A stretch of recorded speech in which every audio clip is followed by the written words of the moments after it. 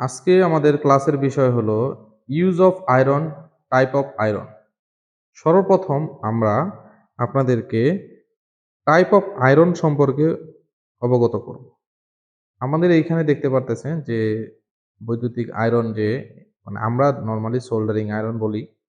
এইখানে আমার এইখানে ৩টি সোল্ডারিং আয়রন আছে।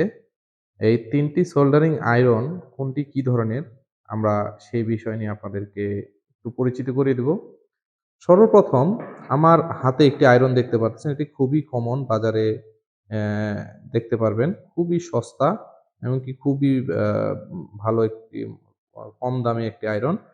আহ এই আয়রনটি নরমালি ৩০ ওয়াট, ৪০ ওয়াট, ৬০ ওয়াট এই ধরনের এই আয়রনটা হয়ে থাকে।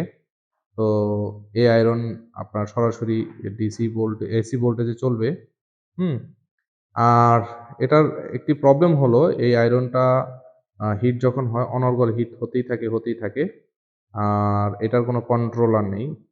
আর তো এই আয়রনটা কয়েকটা ধরনের হতে পারে। আমি বলে দিলাম যে ৩০ ওয়াট, ৪০ ওয়াট, আ ৬০ ওয়াট এ ধরনের আয়রন হতে পারে।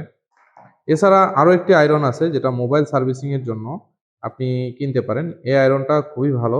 হুম? এটা আমার কাছে যে প্যাকেটটা আছে JYD কোম্পানির, হ্যাঁ? এইটারও কয়েকটা ধরনের আছে। আপনারা এখানে বিভিন্ন মডেল আছে দেখতে পারতেছেন যে 900A, 091 A, 093A এই ধরনের বিভিন্ন রকমের দেওয়া আছে। যদিও চাইনিজ ল্যাঙ্গুয়েজ যেহেতু চাইনিজ প্রোডাক্ট, চাইনিজ ল্যাঙ্গুয়েজ লেখা আছে। এটার বোঝার কোনো উপায় নেই। হুম? এই যে সোল্ডারিং আয়রন এটার মডেল। তো এইটা মোবাইল সার্ভিসিং এর জন্য এই আয়রনটা আ আপনারা ব্যবহার করতে পারেন। আর এই সোল্ডারিং আয়রনের যে ইয়াটা আছে, এটা হলো সামনের যে টিপসটা আছে, এই টিপসটা বিভিন্ন ধরনের পাওয়া যায়। মোটা, চিকন, হ্যাঁ? এটার আলাদা, আলাদা মডেল আছে। আমি আপনাদেরকে আ একটু পরেই এটা আরো ডিপলি এক্সপ্লেইন করে দেব। তো এইটা আমরা এখান থেকে খুলে এই আয়রনটা এখান থেকে আমরা এই যে টিপসটা আছে, এটা আমরা চেঞ্জ করে নিতে পারি। দেখতেই পারতেছেন এটার যে বিট, বিট বলা হয়, এই বিটটা আমরা চেঞ্জ করে নিতে পারি। এটা বিভিন্ন ধরনের পাওয়া যায়, মোটা, চিকন অনেক ধরনের পাওয়া যায়, চ্যাপ্টা। আর এটা হলো আয়রনের কয়েল। এই কয়েলটাও চেঞ্জ করা যায়। কয়েলটা নরমালি এই ধরনের আয়রনের প্রবলেমই হয় মূলত কয়েলে। এই কয়েল চেঞ্জ করা যায় আর এটাও চেঞ্জ করা যায়। হুম?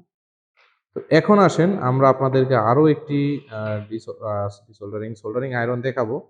সেটা খুবই বর্তমানের আধুনিক যুগের একটি আয়রন। আপনারা দেখতে পাচ্ছেন যে এটি হলো সুগান কোম্পানির ৬৫০, হ্যাঁ? এটা মূলত আসলেও আমি কোনো ব্র্যান্ডের প্রমোট করব না। এখানে আয়রনটা দেওয়ার উদ্দেশ্য হলো এইটাই যে এই আয়রনটার মডেল হলো মূলত T12, হ্যাঁ? T12 কারণ এইটার যে আ বিট আছে, টিপসটা আছে, এটা খুবই ভালো। আর এই আয়রনটার মধ্যে সবচাইতে বড় ইম্পোর্টেন্ট ফাংশনটা হলো এটা দিয়ে টেম্পারেচার বাড়ানো কমানো যায়, কন্ট্রোল করা যায়। আর এটা অটোমেটিক্যালি, এটা হলো অটোমেটিক একটা আয়রন। আমরা যখন এটা উঠাবো তখন এটা টেম্পারেচার মানে হিট হবে। হুম? আবার যখন আমরা যখন এই আয়রনটা এখান থেকে উঠাবো এটা অটোমেটিক্যালি হিট হবে। আবার যখন রেখে দিব এটা তার কিছুক্ষণের মধ্যে এটা অফ হয়ে যাবে। এতে করে আমাদের বিদ্যুৎ সাশ্রয় হয়। আ আর এই সব মিলিয়ে এই আয়রনটা খুবই ভালো। এটা আপনারা কিনতে পারেন। তো চলুন আমরা এই আয়রনের ব্যবহারটা এখন আপনাদেরকে দেখিয়ে দেব কিভাবে আয়রন ব্যবহার করতে হয়। এখন আমি প্র্যাকটিক্যালি আপনাদেরকে দেখাবো যে কিভাবে একটি সোল্ডারিং আয়রন ব্যবহার করতে হয়। তো এই আয়রনটা দেখতে পাচ্ছেন এখানে আমরা টেম্পারেচার বাড়াতে কমাতে পারবো। নরমালি যেকোনো ধরনের সোল্ডারিং এর ক্ষেত্রে আইসি কিংবা নানান ধরনের কম্পোনেন্টের ক্ষেত্রে আমরা ৩৫০ থেকে ৪৫০ ডিগ্রি সেলসিয়াস তাপমাত্রা আমরা রাখতে পারি। তবে এভারেজ ৩৫০ থেকে ৪০০ র ভিতরে আমরা রাখি। হ্যাঁ? তো এইটা দেখেন আমি যখন এখান থেকে উঠাবো ইনস্ট্যান্ট এটা হিট হবে। আর হিটটা কিভাবে হবে আমি একটু আপনাদেরকে দেখাচ্ছি। যে যখন আমরা এটা কোনো কিছুতে ঝালাই দিব দেখেন। এখানে আমি একটি আইসি খুলেছিলাম আগেই। এটা আমরা দেখেন কিভাবে ঝালাই দেই। দেখেন এইখানে এই দেখেন কি অবস্থা। এই যে দেখতে পাচ্ছেন? খুবই সহজে এটা আমাদের সোল্ডারিং হচ্ছে, ক্লিন হচ্ছে। আর নরমালি তাতাল দিয়ে আমরা বিভিন্ন কিছু জয়েন্টও করতে পারি, আবার খুলতেও পারি। যেই কম্পোনেন্ট মানে যেই জায়গাটা আমরা, যেমন ধরেন এখানে একটি যদি আহ, ধরেন আমরা এই ওয়্যারটা আমাদের এইখানে লাগাতে হবে, এই তারের মধ্যে লাগাতে হবে এই জায়গাটায়।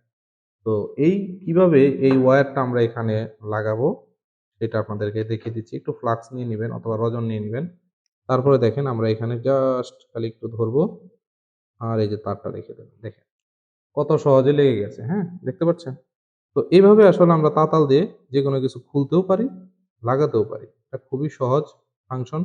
আমরা এক কথায় সোল্ডারিং ডিসোল্ডারিং দুইটাই তাতাল দিয়ে করা যায়। আপনারা এটার ব্যবহার দেখছেন আশা করি। এখন আমরা এটা এখানে রেখে দিব। ৩০-৩৫ সেকেন্ড পর এই আয়রনটা অটোমেটিক্যালি অফ হয়ে যাবে, হ্যাঁ? তো আপনারা এই আয়রন নিতে পারেন। এটা খুবই ভালো আর খুবই ইউজার ফ্রেন্ডলি। তো আজ এ পর্যন্তই। আমরা নেক্সট ক্লাসে আপনাদেরকে আরো ডিটেইলস, আরো নতুন টপিক দেখাবো। আসসালামু আলাইকুম।